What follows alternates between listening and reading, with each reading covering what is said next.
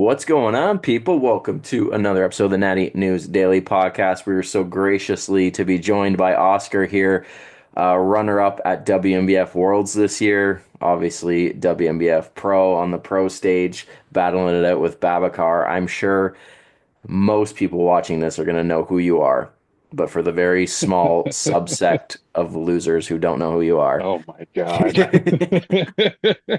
No, but for real though, in the natural bodybuilding space, I think your name is on a list of people probably that are in tune with natural bodybuilding. They're gonna know who you are. But for those that don't, quick background, man. If not your name, they know your handle on Instagram because it took a long time for me to You actually know know, what your real name was. True enough. that's by design, man. I was gonna ask that. It's like a weird story behind that. So I have my actual name on Facebook, and someone actually found me on Facebook, texted me on my personal phone, Oh, and then jeez. sent me mail to my home, a person I've never met. So as soon as that happened, I changed Yeah, you're like, everything. I'm out. So anytime someone asks me my name, I say, hey, it's the professor. That's all it is. Was the mail But anything good? no, it was no, no. Just flat, just flyers. Yeah, but just a weird message behind it too. It's just, no. That's Let's fair. just say there's money involved and there's dirty underwear involved. So Ah, yeah, oh God. one of those things. Yeah. But no, I mean my Anyways, story's pretty basic. I'm just a regular dude. I mean, I started bodybuilding over heartbreak. I'm sure you guys know. But my one of my buddies actually saw my physique because we went to high school together, and I've always had huge arms. And he's like, "Dude, you should start lifting." And I'm like, "All right, cool, let's do it." I heard you had Within a month, 16s before you even started yeah, training. yeah, yeah. Day one, 16s, and that same day, I actually had two people approach me in the bathroom and ask me if I was natural, and I'm like, "What the hell does that even mean?" So it was kind of just like I'm just there to kind of release aggression and all that. yeah. But a month later, like things just started moving and changing, and I'm like, holy shit, like this is actually cool. And then 3 years later, someone came up to me and said, if you're natural, you would do a natural show. So me being the way I am, I'm like, what show are you doing? And it just I'll kind of beat you. spiraled from, yeah, I mean, I didn't say that, but he knew. But we ended up doing the same show. Great guy. I mean, I'm not gonna name drop because I don't want to, whatever. But yeah, and then after that, it just kind of spiraled. I thought I could do this long term. And Yep. again, I'm not into competing. It's not a thing for me. Like I do it just because of the way I look. It's not like I train to look a certain way. It's just naturally I look the way I look. So it's like, shit, I might as well. Might as well do it. Um, yeah, which is why I don't compete as often as I should. I only have 4, 5 shows under my belt, something like that. But yeah, I mean, it's fun when you get on stage, but the training and the dieting sucks, man. And it's Yeah. not, it's not something that personally as a dad, like I have things happening in my life Yeah. to then like put myself through that hell. It's Yeah. like, shit, I got to do it again. But yeah, I mean, it's fun. It's great. And then my first world show, second place, I'm like, holy crap, maybe I can do this. Yeah, might be all right. So yeah. And again, it's not one of those things that I feel like I'm top tier or what. I don't really care about any of that. You are. I mean, thanks, but but you know what I'll I mean? Like confirm I that don't go for you. around like I don't go around like walking and telling people, "Hey, I'm this good," and I don't. Yeah. I think anybody that makes that decision to step on stage, like you have to be psychotic, like to go through those diets and training and cardio and meals. Like Yeah. props to everybody that does it, man. It's crazy. It's cool to hear that origin story, and I just had a thought when you were saying that. But like, there's people that are just jacked, right? That they Yeah. work out, they lift and eat protein. That's kind of the tagline that I like. Lift weights, eat protein. And like, if someone comes up to them in like our world and is like, "Are you natty?" They'd be like, "What are you talking about?" And then they'd be like, "Do you compete?" And this person would be like, Compete in what?" Like, Yeah. if you're not Yep. queued up with bodybuilding and you're just like, I don't know, the dude that lays bricks his whole life and he's just like Yeah. naturally jacked and maybe goes to the gym like 3 times a week and has steak for dinner every night, he's probably pretty built. Yeah. But it's just like such a weird little world we live in that to us is so normal Yeah. But like you said, like the The, dude that come up to you, he's like, man, like, are you natural? And you're like, am I natural? Like, what does that even mean? I'm a human, yes. Yeah, like if you ask a normal person, are you natural? They're gonna be like, well, what? Natural what? Yep. Like, that's crazy. That's so interesting. So the one thing that I've noticed about you is how like humble you are with this whole thing. Like you're placing in the top 1% of the 1% of the 1%, and you're like, yeah, like this stuff's cool, but dad, life, I don't even really enjoy dieting that much. Like I I think don't for know anyone that does that and says, I love dieting and starving myself and having yeah, hallucinations. but I Like, think I think that's so good for like younger athletes to hear, right? Because like how old are you, if you don't mind me asking? I'm 38. 38. Yeah. Yeah. So there's like 18, 19, 20-year-olds that are like, yeah, I'm going to be the best in the world. And then you've got the 38-year-old placing second at Worlds that's like, man, you ever try pizza? Like it's also really cool. Yes. Yes, it is. So But let's just to kind of piggyback off that, it's when we all start, and this happened with me too, once you start seeing how good you are, you kind of do get those aspirations of wanting to be great and wanting to do what's awesome.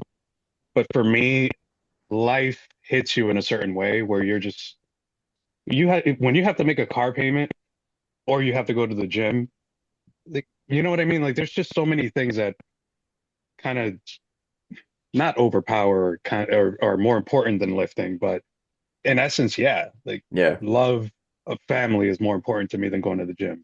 My Yep. daughter's recital is more important. My kids graduate, like you know what I mean?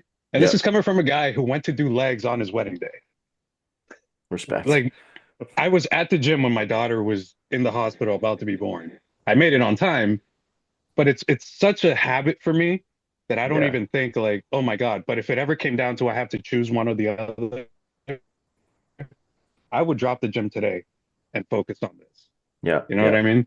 Yeah, it's funny. I just recently listened to a new podcast that Cliff Wilson, who's my coach, did, and he said this numerous times where the people that he works with that are the highest of caliber, the season's done, they've won pro shows, they've won world titles, whatever the case may be, and he's like, where do you rank bodybuilding on like the level of like importance in your life?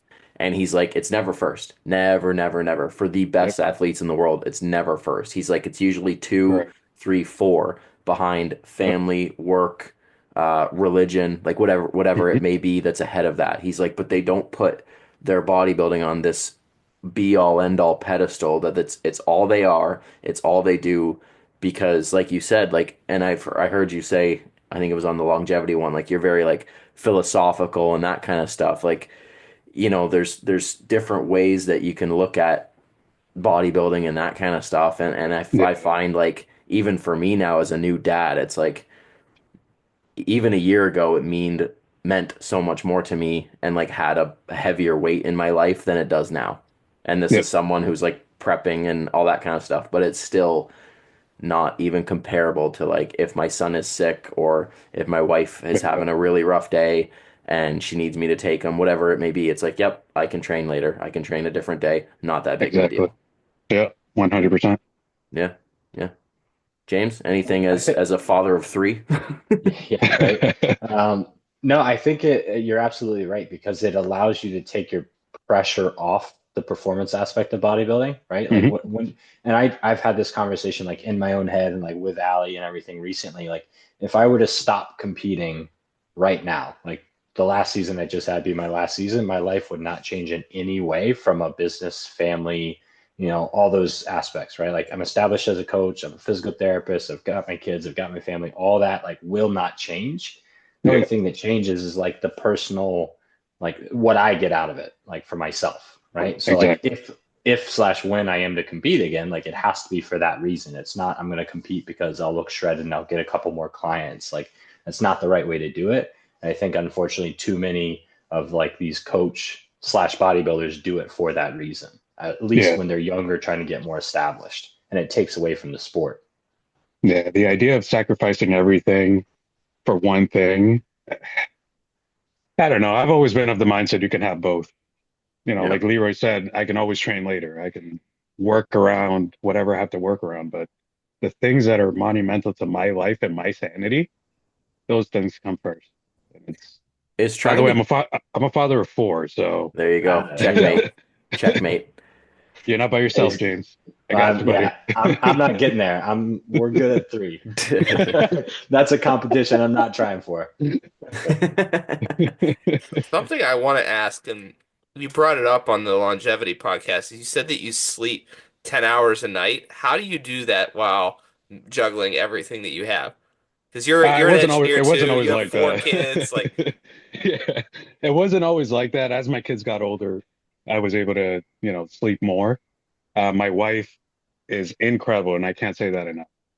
Dude, she takes care of, oh my God. Like I would literally start tearing up if I just start talking about it, but she is like on it. And she's an accountant, so everything is, you know, accounted for, but she's just amazing. Takes care of everything.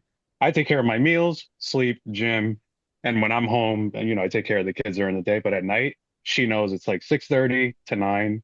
That's his time. I'm usually in bed by 11, but on the weekends, if I get 12, 13 hours of sleep, I'm good. During the weekdays, it's a little bit more fluctuating just because of work. I'm usually around 7, 8 hours. Yeah. But during prep, I try to get at least 10. So I'm in bed pretty early. Yeah. Yeah.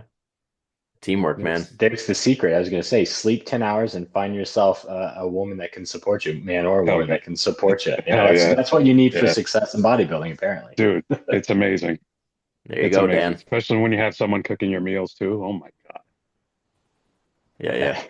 We could go Yeah. off on a huge tangent on that. Fresh, Yeah. fresh food versus like the food I was eating in college, like Tupperware's sixth day. It's like, this is terrible. Whereas like fresh rice and chicken, yeah, it makes a whole world of difference. Oh yeah. Yep. It's funny you say that. Like today, I didn't have anything prepped. So like Sundays I usually prep stuff, but I'm also like cooking my meals fresh. So like I cooked my chicken and rice, just sat down and had that like an hour ago, and a little bit later I'll cook like fresh beef and everything. And it is so much better than reheated in the microwave on Wednesday. 100%. Oh yeah. and you mentioned obviously you're discussing here about how supportive your wife is, and again, I'm referring to the longevity podcast. You mentioned that I don't know what the exact quote was, but you said your wife hates bodybuilding. So from everything I'm hearing, it doesn't sound like she hates bodybuilding. She's doing all this, supporting you, helping you. Is it the competing or the She long lo diets where you're just she loves Oscar, hates bodybuilding. That's pretty much it actually. Dude, if I could tell you how many times we've gotten, not in arguments, but it's just like Oh the yeah. bickering and stuff, like, why do you have to do this? It's it's not that important. I'm like, oh, it's important to me. But I understand where she's coming from too. You get irritable when you're dieting and the mood swings, like the short fuses, like that happens to me a lot. I'm not a talkative person to begin with.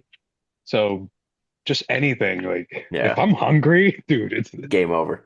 a whole different person. But that amplify things as you go through prep? Do you become even more withdrawn or yes, yeah. And it's one of the things that I dislike. Yeah. It's dude, I get into this weird mental space. I start playing video games more often. Like I'm not a video game guy, but just to keep my mind off hunger, I'll start Yeah. playing video games What do you or play? start reading or meditating. Right now, this game called Sifu. Not It's familiar. a it's a martial arts game. It's basically some dude who ages as you die. Like every time you get killed, you age, but you gain experience. It's crazy. Cool. You got to look it Cool. up. What system? Sounds interesting. I play it in Switch, but it's in PS5 and Oh, Xbox. we got to Yeah. rock some Mario Kart Switch Online, dude. Oh, Let's dude, you go. don't want the smoke, man. All right, we're Um, gonna we're gonna make we're gonna make that happen for sure. Um, This is already starting as like one of the most unique for podcasts sure. we've this is Yeah. recorded in a great. This while. is We're just great. going to be all over the place. Yeah. It's funny you mentioned like your wife and stuff. I looked at my wife like earlier this week and I was like, "How am I doing?" And she's like, "What do you mean?" I'm like, "How am I doing on prep?" I was like, "Am I bad or am I good?" And she's like, "It's not hard yet." I'm like, "Okay." So she's like, "You're good right now, but I know it's coming." But like you said, she understands, respects it, and at the end of the day, it's short term, right? Like once every 3, 4 years, make it a little sucky for Yeah, six the months closer and you then get out get, of the it. easier. Yeah. Yeah, for sure. Exactly. And then for me, I'm dedicated this entire year to them and the kids. So Hmm. Hmm. they're happy. Let's back up to last season because it was a big one for you. Yeah, that was interesting. It's interesting with 2024, I didn't want to compete. I was going to take the year off. I had done Monster Mash 2023, Hmm. went against Brian DaCosta. Um, I was told it was super close between us, and I'm like, okay, cool. I wanted to compete in Worlds that year, and I actually didn't do it because it was in Seattle. I didn't want to make the travel and all that. And I Hmm. was still feeling down from the Monster Mash competition. So I'm like, all right, I'm just Like going to take a down year, mentally or kind of physically? refocus and both. Dude, Tapped yeah, out. yeah. Oh, yeah. My body was just fatigued. I wasn't into it. Hmm. And I know myself enough to know that if I'm not into it 100%, I'm not going to do it. Yep. So I backed out of that. And then 2024 came around and they announced that it was going to be in Boston. I want to do it, but I don't want to do it. And then my wife talked to me, and this is the person that does not like bodybuilding. She's like, I think you should do it. I think you can do okay. And I'm like, all right, you sure you want to go through that again? She's like, yeah, whatever, let's do it. So I deactivated my Instagram because I didn't want to take videos. I didn't want to Hmm. post. I didn't want the external validation from people who don't see me every day. Yep. Because I think that's what got me in 2023, where I was posting and people were like, dude, you look great. Yep. And I remember from martial arts where I never let that affect my performance. Where if someone told me that I was the best in the school, I was like, yeah, but I still have to train like I'm last place. Yep. And I feel like in 2023, I let that affect me, where the more positive comments I would get, the more I was like, oh, maybe I do look great. 2024, I was like, nope, that's not happening. Deactivated my Instagram, didn't take any videos, nothing, just straight up training, Shadow prep. eating, dieting, all that. Exactly. Did in the Monster Mash. That's the one show I've always committed to doing just because Nancy is amazing. Um, I placed first there, and then I'm like, damn, I got to lose a significant amount of weight to get, in decent shape for Worlds. And I just went crazy. 3 hours of cardio per day for 2 weeks. I lost 11 pounds, What the fuck? and I showed up, and yeah, that was probably the worst 2 weeks of my entire life. It was absolute chaos, dude. I, Was that yeah, was that 3 hours? Like, how'd you do that? not 3 hours straight. No, I did 1 hour in the morning, 1 hour in the afternoon, 1 hour at night. I respect that hustle. Yeah, I was gonna say I there's so many layers that we could unwrap just with that. Like first, like the Yeah, mental like fortitude to be able to do that. And then like the second, like the fact that your physique held up as well as it did doing that much cardio for that long and you still yeah, came in just like full as a house. That's just that amazes me in itself. So like props to you on all aspects there. yeah. That was my lowest weight I've ever gotten to, 174. I think I did lose a significant amount of muscle. Um, but for me, it was just like, all right, whatever. Let's just show up however I show up and see what happens. And honestly, I stepped on stage. I came back to the back, whatever, where the guys are posing, and I'm like, damn, I don't think I did that well. And then I think his name is Brandon Kempter, Mhm. whatever. So he comes backstage. He's like, dude, what the hell? I'm like, what? What happened? He's like, look at this picture. What the fuck is this? And I'm like, is that me? He's like, yeah, that's it. Because I don't have my glasses. I can't see anything. And he's like, dude, that's you. Look at those chest striations. That's insane. I'm like, holy shit. Like, I'm doing okay. So then that's when my confidence like started coming back. And I'm like, all right, whatever. Let's just see what happens. And I went back out and Yep. it was fun. But yeah, man, in my head, I'm thinking, I'm like, all right, maybe fifth. Like, Yeah. Yeah. you know, Now, so the decision, maybe it was a decision, maybe it wasn't, right? So you got to MASH, and then you said, I have 11 pounds to lose. Was it a decision to come into MASH that heavy, or did you just realize the standard that you needed to push to after competing that on that after. stage? Yeah. So after Okay. I talked to the judges, I talked to my good buddy, Jimmy Ciampi, and he told me, he's like, dude, if you come in maybe mid 170s, you'd be nasty. I'm like, all right, cool. Let's whatever. I'll do whatever I have to do to get there. And What was Yeah, your calorie intake over that period too? I want to say 1800 if I remember correctly. Damn, that's a It tapered. grind. Yeah, 1800 it did at some days I was at 1200 and it was just straight up water and protein at that point. Meat and Like it, spinach. dude, it was, oh my God, it was brutal. That But doesn't yeah, sound that doesn't sound optimal at all.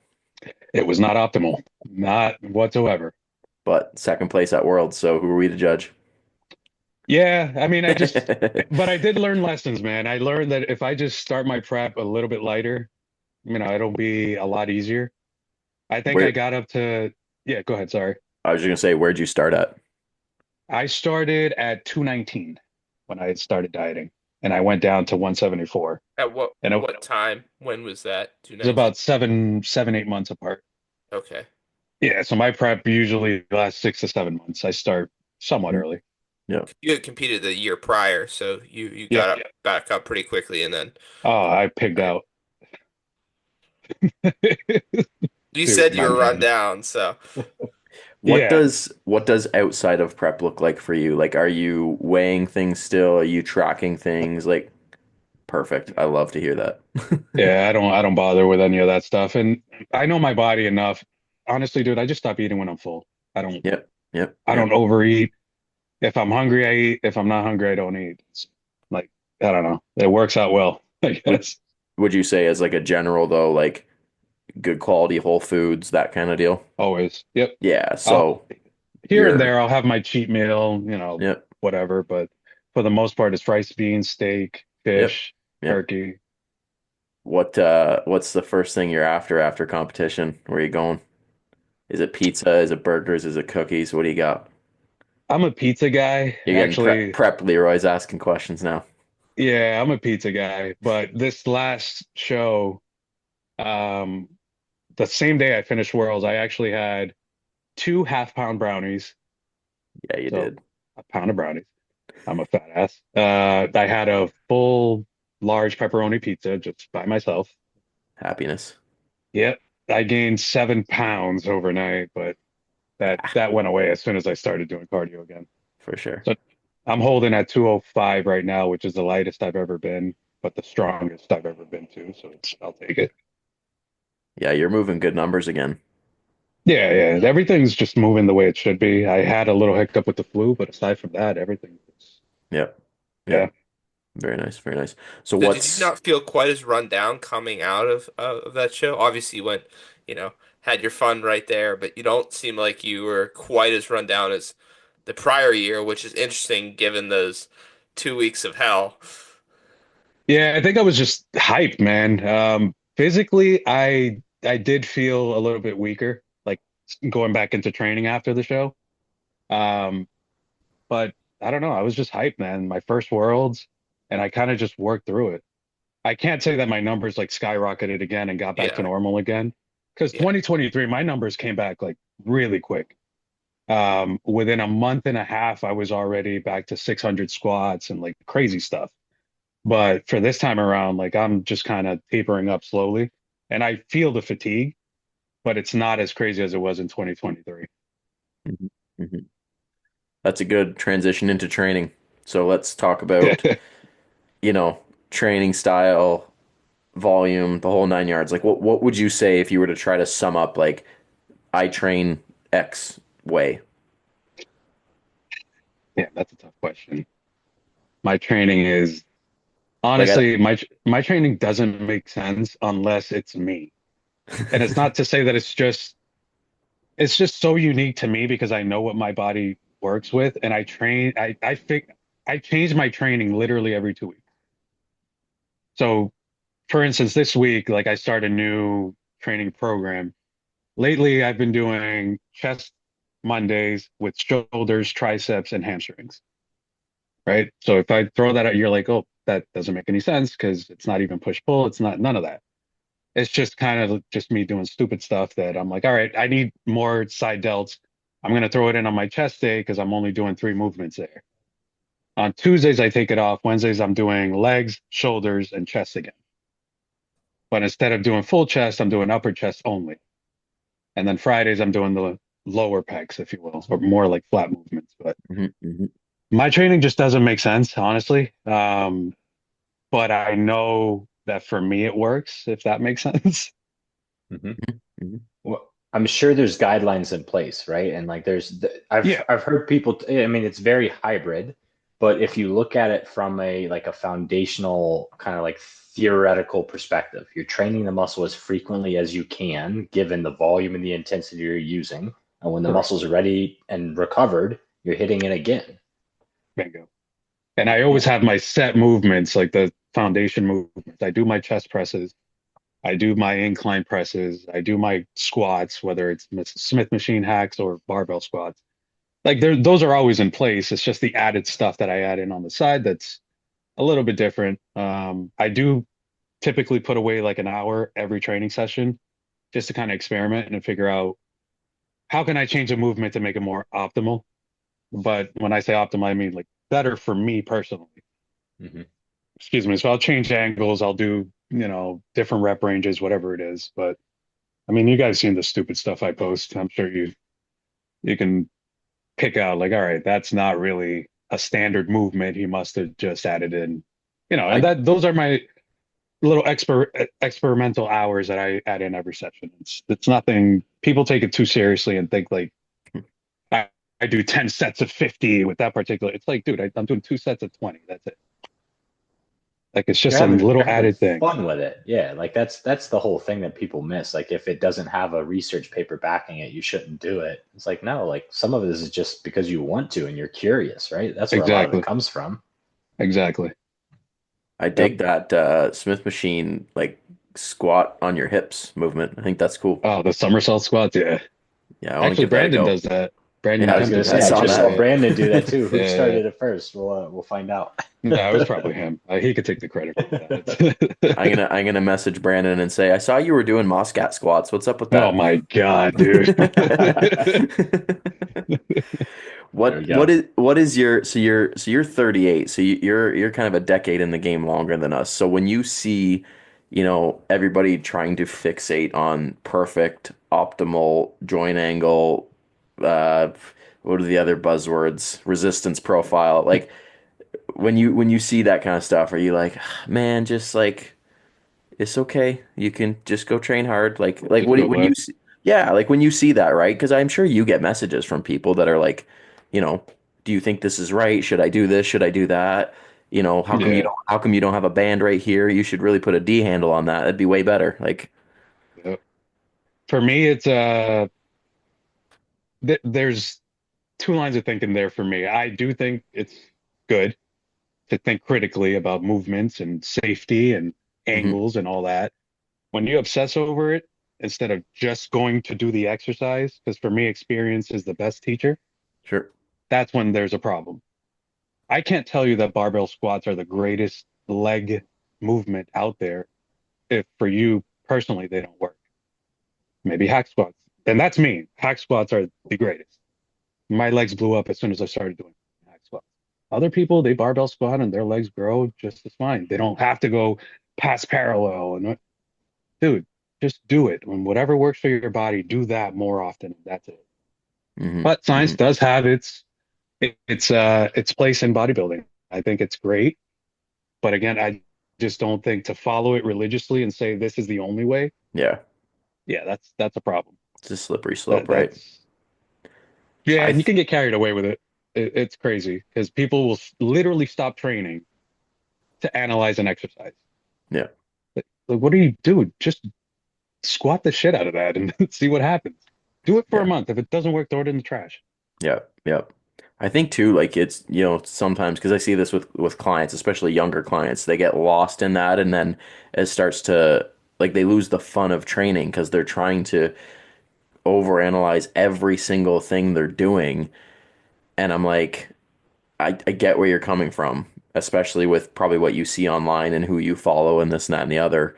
But Yep, if you just commit to challenging yourself in the gym on a regular basis, like you're going to get 90% of it anyways, whether it's perfect or not. And then that last correct. 10% over the next, 5, 6 years of your training career, like start playing with. But year one, two, and Yep. three, like just get in there and bust your ass, man.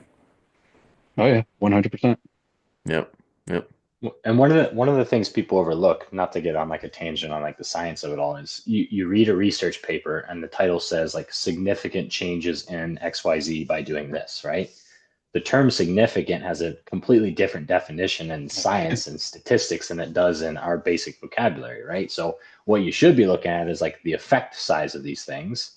And for most of these research papers coming out, the effect size, which is like how much of a realistic difference does this make, is rather small, right? Like, yes, it's there, but if you're, like you said, like if you're stopping a movement, if you're doing like dramatically different things simply to get that 2% change, you're probably getting Yeah, like negative 15% change somewhere else, right? So it's the net average of what you're doing. But yeah, people don't know that because they're not, and they shouldn't have to. That's like the downside of education being yeah, so rampant, right? Like you're not trained to read those and interpret those research papers, but everyone thinks they can.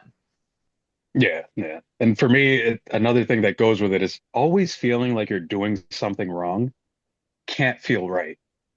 Like it's over analyzing your movements and, oh, am I doing this right? Am I doing this right? Dude, just do it. Again, just do it for a month. If it doesn't work, change it. That's my rule for everything. A month is a long enough time period for you to see some type of change in your body.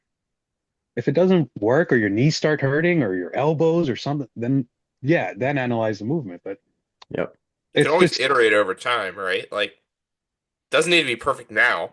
Right? You yeah, can iterate and you can swap and you can make changes like as you go and as you learn and as you for you experiment. Like, dude, I'm learning still till this day, and I've been doing it for 15 years. I record all my exercises, I record all my angles, and I look back at it and I'm like, okay, my hips kind of came off the pad there. How can I fix it? You're never going to get it right. You're never going to get it 100% correct. Just do enough where you feel satisfied and change what you can. Hmm. But over focusing and just hyper focusing on these things, dude, it's not going to help. It's not. Paralysis Some of by the best physiques analysis. I've ever seen. Oh yeah, 100%. 100%. Some of the best physiques I've ever seen don't track anything. They don't track macros. They don't track this. They don't have a logbook, nothing. They just lift. It's like, damn, okay. Is it because they're the outlier or maybe there's something there? Blissfully unaware, right? Yeah, I always go back to Sean Roden. I don't know if you've ever seen like his videos of him training. His squat pattern was awful, like based on science. The guy's legs were massive. Like, I mean, yeah, there's PEDs involved and stuff like that, but just my God, the man never hit parallel and somehow his legs just blew up. Well, it kind of goes Like there back has to to be something. yeah, it kind of goes back to earlier conversation about like the bricklayer that just eats a lot of protein and lifts weights, right? Like Yeah, if you were go up to him in the gym and be like, do you track that or like what's your program? And he'd be like, what are uh, you talking it's about? Monday, so I'm gonna do chest. Yeah, I'm gonna yeah, do incline, flat, and decline barbell, and then I'm gonna do incline, flat, and decline dumbbell, and then I'm gonna do incline, flat, and decline flies. And his chest is probably respectably big. massive. Yeah, Yeah. So, I don't know. I always like find a like a love and purity in that. You know what I mean? Like when I think back to like early training days when I didn't concern myself with programming to the degree I do now, or if everything is structured properly, and I probably lean less to the optimal side of things than more to the bro side of things, but I still kind of veer that way a little bit. And when I do, I'm like I get stressed I create stress in myself of like over analyzing the things that I'm doing and if it's working yeah, or not versus just doing it and likely getting the results anyways. exactly. And like James said, there's always that foundation. Like you have your movements, but you can always tweak things and make it more optimal for you personally. Hmm. Everybody's different, everybody's built different. There can't be a set of guidelines that just works for everybody. There Yep. has to be outliers. Like I feel like I am one of those people that I've never once followed a set program where I'm like, oh, I'm just gonna do these amount of reps or whatever. Dude, there's days I have 8 reps. There's days I have 30. Like I've squatted 315 for 30. I've squatted 315 for 8. I can't tell you which one gave me more muscle, but I can tell you it felt damn good squatting it 30 times. Yep. Like that's fun for me. Like I enjoy going to the gym because of those days. to follow a program, it just feels like a job. And I'm okay with that. I already have one of those, two of those with the kid. Yeah, and you don't want to take the fun out of it, right? And I think that happens to a lot of people, right? When that hobby that's supposed to be, we all started this for fun. Like no one Hmm. that I've talked to started bodybuilding to solely compete. It was, I'm going to get in the gym to get bigger, get stronger, get girls, whatever the case may be. And you just went in there, did stuff, and had fun with it. Like I think Yeah. back to like early days of doing German volume training, 10 by 10. And Oh, hell it yeah. was so hard, but so fun. Yeah. But now, if I was to post that I'm doing German volume training on Instagram, oh my God, people would be down my throat that it's just, What's the recovery on that? yeah, like it just, and Doesn't it exist. yeah, it just, it takes away an element of fun to it, right? And that's something that I've tried to really for myself, especially, is keep bodybuilding fun because I know Yeah. after every prep and leading to the end of a prep, I start to really dislike it like a lot, Same. right? And Same. after Yeah. shows, I get the hell away from bodybuilding, especially being a coach. Like it's a lot of my life, not only just for myself, but for my business. Yeah. And and I find like I need to really audit how much bodybuilding gets in my life that I can avoid. Like I don't really listen to bodybuilding podcasts. I don't watch training videos before I train. I try to really run from bodybuilding outside of my own process and my clients. That's it. Oh, damn. I think the German volume training brings up a good concept, right? Like especially our generations collectively and anyone like older than us. I think we've all done something very similar to that, or like done something where you look back and you're like, that was stupid, that was inefficient, like that probably didn't help my bodybuilding, but I tried it and I learned from that. Whereas Exactly. some of these younger generations, like, and I just think of it from like a idea of like training to failure. I did German volume training. I don't know how many different months. Like that was in a rotation. I had three programs and like an 8 week block of German volume training came up like every third block and it was brutal. And I like there was multiple times I like blacked out underneath the bar and was caught on the safeties. Like I trained to failure, right? How many, not to criticize, not saying like, oh, these young kids don't train hard, but until you've like legitimately done that, or pushed yourself to that limit, like, do you know what your failure is, right? So if we're Exactly. basing on these optimal principles of RAR and RP, which I assign for my clients, I use, but I have that experience that I can come back to say, like, I know what failure is. I know how Yeah. hard I can push my body. So therefore, my gauge is accurate. I don't think everyone has done that. Correct. I agree. Mhm. That failure concept, and that's probably one of the reasons why I don't train to failure, because I know what that looks like for me, and it's not fun. It hurts. It, it hurts. The recovery sucks, and just the feeling when you're in the gym that it's I don't know. It's not, dude. It takes the fun away from. I don't know. I'm all set with that. I'm good with my 12 to 15, and then just incrementally going up from there. Like I'm good with that.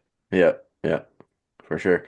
What does the next kind of chapter for bodybuilding look like for you? This year, taking it off completely. And then next year, oh my God, you guys are the first people I ever tell this. Not even my wife knows this. I'm doing Mr. America.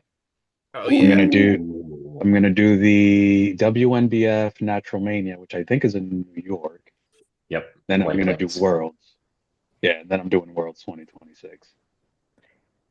There may or may Shit. not be something involved with OCB. I'm exclusively only competing WNBF just because I like WNBF and I feel like it's the stricter um, federation, but OCB is pretty good.